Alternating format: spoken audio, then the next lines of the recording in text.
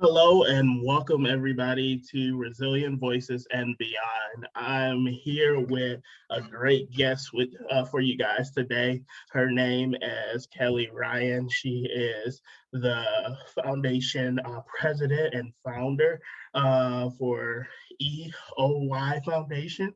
And she's going to share a little bit about herself and her journey and her mission with this foundation. Without further ado, Kelly, would you give us an introduction of who you are and what you do? Absolutely. Thank you, Michael. Such a pleasure to be with you. As Michael stated, my name is Kelly Ryan. I started EOY Foundation just a couple of years ago, unfortunately, right before COVID. And EOY stands for Empowering Our Youth Foundation, EOY for short. My journey and kind of my reason for starting this foundation started over 50 years ago, actually. I entered the child welfare system when I was a very young child. My parents were young, got married, divorced by the time they were 4 years, I was 4 years old.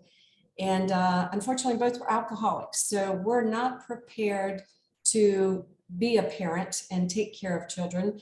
And so I got bounced around in the child welfare system. Occasionally was able to be with my biological parents if they happen to have times of recovery, but spent a lot of times in different homes in the foster care system and just with various caretakers that I was blessed to have in my life. During this journey, I have always felt the need to do something for foster kids. Being a firsthand foster youth helped me realize there were a lot of deficiencies in the foster care system and a lot of inconsistencies. I was very blessed by the time I was a young teenager. My father got his act together. I was able to finish out high school at home, but he was not prepared nor educated enough to help me with college. So by the grace of a lot of wonderful mentors, people that believed in me, and my own perseverance, I was able to secure a lot of different college loans and scholarships, went on to graduate from North Carolina State University in Raleigh, and actually went on to have a very successful banking career. The part I loved about my banking career was the fact that I helped minorities and young women start their own businesses. So I've had a lot of background with being able to start different companies on my own. Fast forward, I went on to get married, had 2 children who are both now in college, and it became a great opportunity for me to fulfill my lifelong dream of organizing a foundation for foster youth. After several years of extensive research, where I found the need, a great need, was for foster youth that are aging out of the system.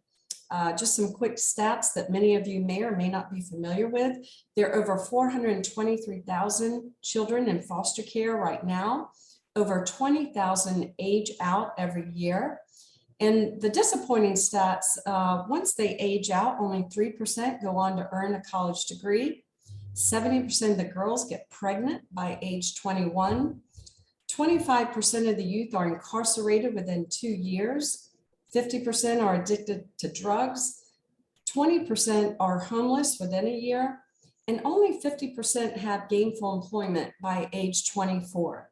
So I saw a great need with helping these foster youth transition from foster care as they go into adulthood. Depending on your state, most youth age out at 18. In Virginia, for example, where I am, they age out at 21, and sometimes some states as high as 23. And so what we found in our extensive research was that the youth that are aging out need a lot of help. So hence we came up with the name Empowering Our Youth. Our goal is to ensure equity of opportunity for these youth so that they will have the skill set, the life skills, the support, the guidance, and the empowerment to become successful, independent, self-sufficient adults. And so that's where we started EOY. Our program is twofold. We offer trauma and evidence-informed mentorship programs. So each youth, foster youth, will have a one-on-one mentor to help guide them through our EOY jobs program. We've been really blessed to have folks in industries in the aviation industry to help us introduce our jobs program. A major component of that is called Flight to the Future, which basically Flight to the Future is on average 6 to 9 month online drone training program that once these kids graduate from it, they will get a Part 107 drone pilot's license. And again, they will have a mentor to help guide them through this program. Once they finish Flight to the Future, they can go on to an internship. And so through that internship, it usually averages about 3 to 6 months. They can learn skills in the aviation industry, the artificial intelligence industry, or the aerospace industry.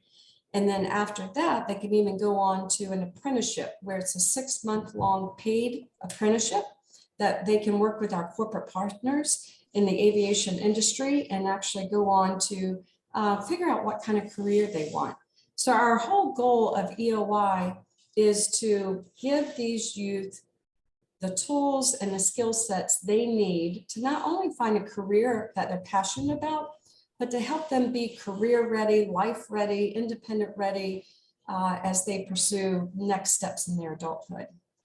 So that's kind of EOY in a nutshell. That's great. You kind of gave me, your story and the story of EOY, and I want to kind of bounce back a little bit, if you don't mind.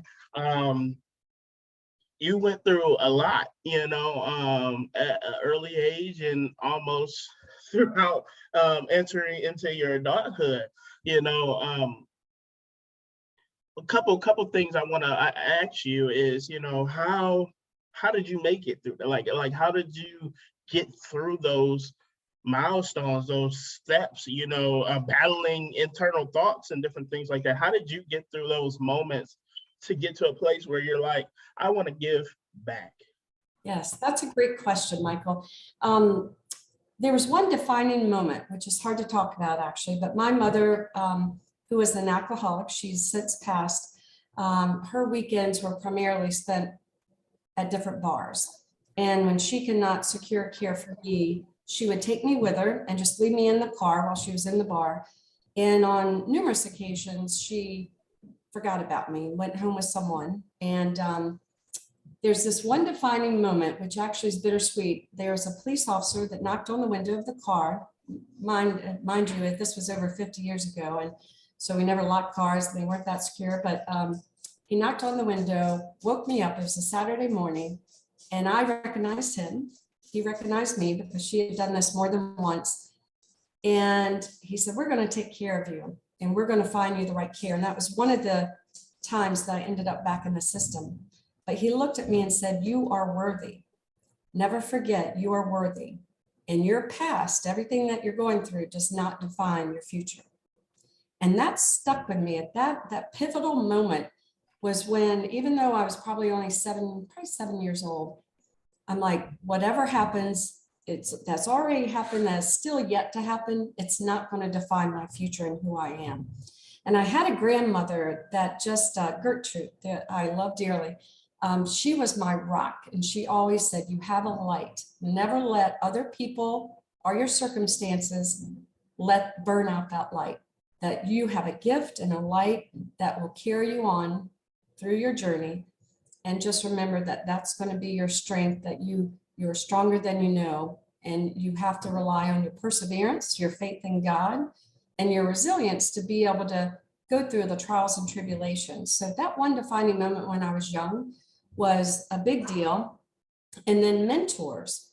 I just have been so blessed with people in my church, people in my community, and that was one of the main reasons we decided to develop a mentorship program, because, Michael, it only takes one person that believes in you, one person that says you are better than your circumstances. You didn't create your circumstances.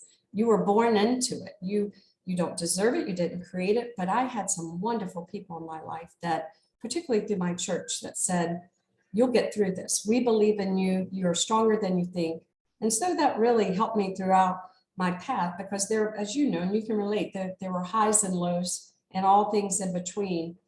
But I always looked at the end goal and thought of my mentors and my grandmother, and even that police officer that said, you are worthy, you are better than this, and you will survive. So that was really what my faith was, a big part of it. Was what got me through those really tumultuous times.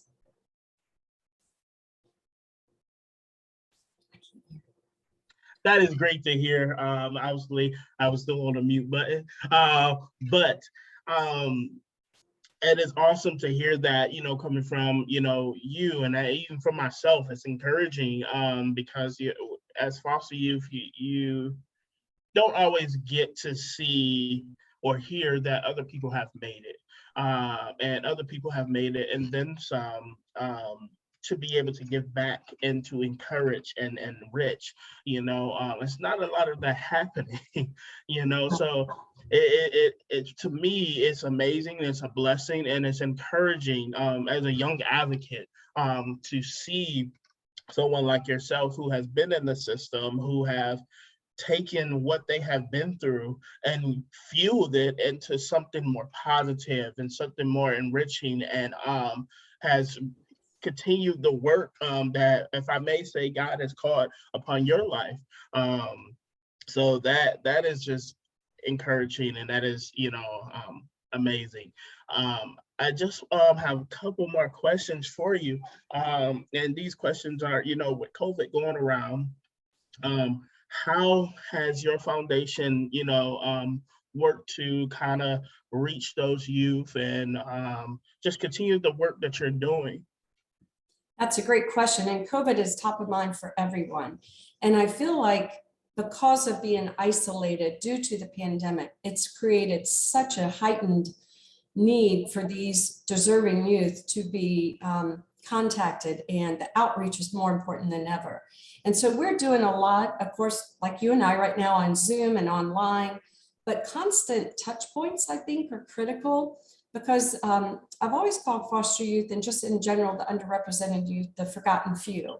And they fall through the cracks, and that's just part of the system that's been broken, and hopefully we will work to rectify that. But what we've done at EOY Foundation is stayed in touch with the community as a whole, the social workers, the caretakers, the group home leaders, the counselors, the guidance counselors. I've been to high schools and met with guidance counselors. So being respectful and aware of the constraints of the pandemic are important, but at the same time, letting each youth kind of guide us individually as to their needs. Some want to meet in person. We actually were very blessed to foster a young man for a couple of weeks that just needed a place to stay. And he was not as afraid and not as worried, if you will. He had been vaccinated, so it wasn't a concern with him. So I let the youth kind of dictate their needs while keeping the pandemic in mind, and be mindful of that and be careful. But I think the pandemic has created an urgency and a higher need for these people to be contacted much more frequently than typical. And just touch points from texting, we're on Instagram, Zoom calls. I personally, I'm a Southerner, so I like to touch and feel and see in person and hug, and very affectionate of that nature. So it's really been difficult for me, but I think just more consistent outreach has been more necessary than ever during the pandemic. And I'll have phone calls with these kids. Well, they text a lot more than phone calls, I have to say. So a lot of that is the texting and the WhatsApp and Instagram and Snapchat. I've learned a whole new way of communication, but we have found in the last 2 years in particular, more consistent outreach is necessary. And that's what has been our goal. The mentors, we're just getting our mentorship program off the ground. And so we're looking at offering in person. We're a school-based mentoring program. So we have some that are okay with in person at the school, some that would prefer a hybrid, and some that would prefer online only. So what we're doing is leaving it up to the individual mentee and the mentor. We go through an extensive training and background check and matching process. And if I were to be your mentor, that relationship starts with what works for both individuals. Is it a hybrid, 1 day a month I'm in person and the other 3 days. We do I must back up and say we meet once a week with the individual, 4 times a month at least. So does that look like twice a month online, twice a month in person? We leave it up to the individual. But to your point, Michael, I think more importantly than ever in the history of foster care and mentoring and counseling, it's necessary to have more interaction than usual with these youth because they feel disconnected. They feel isolated. The social workers that were usually in touch with them and seeing them on a weekly basis, all of that halted during the initial part of the pandemic. And so they felt cut off. I've had a lot of discussions with these youth. Not only do they feel like they're the forgotten few, but that no one cares about them anymore because they were prohibited, of course, due to the pandemic from seeing people one-on-one for that first year. So we're really ramping up and spending a lot more time engaging with them one-on-one. That's amazing.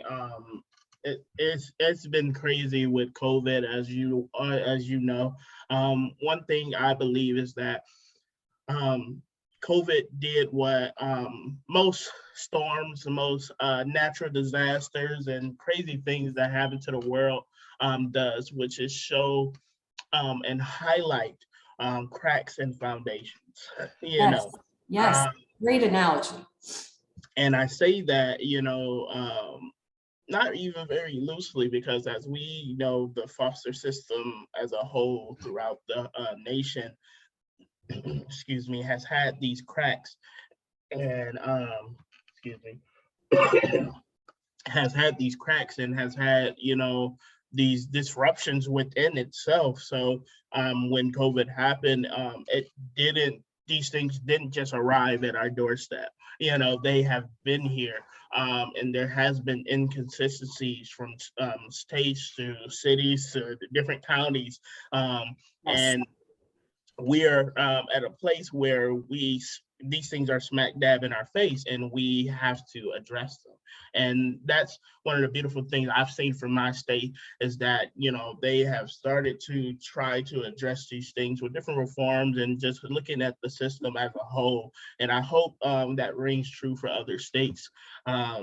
If have not started, I hope as they continue to see these things throughout their state that they do start to take a look at it, because it's a lot of stuff has come to the front, as we've seen, with some of our transition age youth that were in college. When COVID happened, colleges shut down. They had no place to go.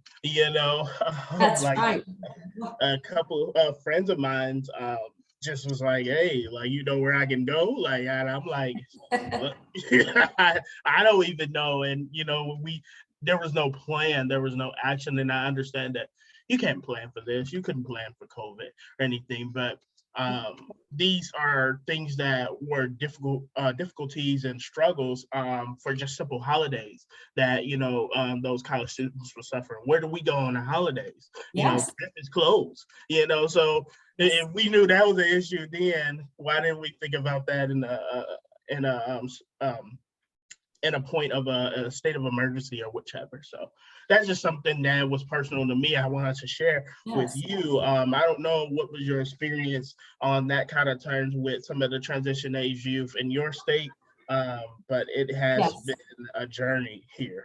It has been. And what's interesting, you brought up so many great points. And one pivot in any kind of business, you learn to pivot sometimes very quickly and sometimes very radically. And I feel like with COVID, it came out of nowhere. We were ill prepared and the whole country was trying to adjust all at once. What I found, and as we interacted with our youth, we had to be much more inquisitive. It wasn't just, hey, how's your week going? How's your school going? We got down to the down and dirty. And this is what happened when I was a youth. I learned to become much more vocal about my needs. And with our interaction with the youth that we deal with, we just went straight to the chase. What are your needs? Do you need a house, a place to stay? Do you have food? Do you have shelter? Do you have a laptop to help you with school? And so we had a lot more critical care type conversations instead of just kind of the normal, how you doing? How's life going? Whatever. That still continued, but more importantly, we felt the need to make them feel wanted and needed, and that their needs were being addressed, because a lot of them were just, like you said, all of a sudden they were booted off of campus because college shut down and had no place to go. And I felt like as a country, we did respond well. We were just not prepared for it. Mhm. So with these foster youth, it was a big deal and a big point in their lives where they felt like they were just being totally forgotten. But you know what, Michael, another thing my grandmother always taught is kind of learn how to make lemonade from lemons, and talk about resiliency. That's when this came into play. So I found myself sharing a lot with, I've been there, I've done that. You know, I didn't know I was going to college until 3 weeks before the start of college, but I was out on the streets begging, bartering, whatever I had to do, and even calling the university saying, I will work full-time, I'll work 2 jobs. So that's how I feel like that's where the foundation of resiliency comes from. Through adversity comes phenomenal growth and strength. And that's the conversations I have with the youth that we've been dealing with, is that you've got this, I've got your back, but you've got this, you're stronger than you think. And let's work together to find solutions. Let's not wallow in the problem.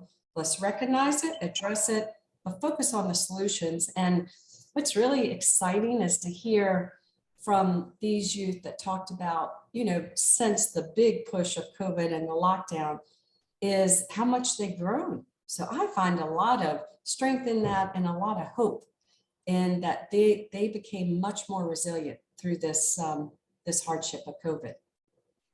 Well, thank you for that. I only have one more question for Sure. you, and I just want to say off the bat, I just appreciate you sharing your wisdom and your knowledge. It's always interesting to hear input from others in different states, you know, to see the different dynamic of foster care, what is going on, what does it look like. Um, but to get to this last question, what advice or tidbit that you have for a foster alumni and you know, just young professionals that are trying to do what you are doing, and you know, maybe give back. Maybe they don't have experience, but they're just trying to, you know, use what they have to give back. But also on the alumni standpoint, what advice would you give a person that is transitioning out right now in today Yes. society? That is such a great question. The first thing that came to mind when you asked the question was seek to understand. Use knowledge. Knowledge is power. What I did, this is as throughout my experience as a foster youth and a child in the child welfare system, I became the most curious person, because I knew I couldn't control my existing circumstances, but there were resources out there. So I would encourage any foster youth to do a lot of research, ask a lot of questions. Don't take no. I mean, especially like going to college, my own father said, sorry, there's no way I can send you. But I kept asking and asking. Seek to understand the solutions that are out there, because there are a lot of great solutions. I was on doing some research this morning and came across an organization called iFoster, just the letter I, Foster. They have job programs, they have scholarships, they have apprenticeships. So there's a lot of resources out there that foster youth and underserved youth aren't aware of. And so even if you're not, let's say you're not that savvy on the internet and you need help, ask for help. Don't be afraid to ask. Don't take no, and just do a lot of research on the resources available to foster youth, because perseverance goes a long way. And that's what got me to the place I am today. Just hardcore perseverance, hard work, just dedication that you're not going to give up and that you're worthy. You are worthy. So I would tell any alumni and current foster youth, seek to understand, do your due diligence, just do a lot of research, and don't be afraid to ask. I mean, when I showed up at college, I just said, I need a job. You're going to give me a job. I'll do any job. And so it does take a lot of hard work, but not to wallow in that victim mindset. I felt like I was a victim, but when you decide to take control of your life and just focus on your gifts, how few or how far in between they may be, everyone has a gift. Everyone has light. and depend on your faith and just hardcore work. Just don't give up would be my advice. Well, thank you. I appreciate that.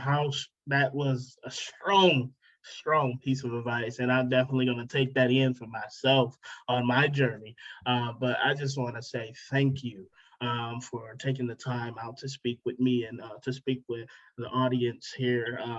And I just want to say, I appreciate it. It is great to meet you and to, I feel like I have a friendship with you. Absolutely.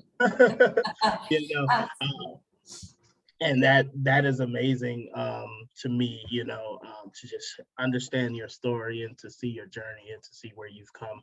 So without further ado, I just want to thank you for coming, and I just want to thank you guys for listening, and just stay safe out there and just continue to tune in to Resilient Voices and Beyond. Thank you so much, Michael. And remember, my goal in 2022 is defy all expectations. Just reach big, reach high. Thank you.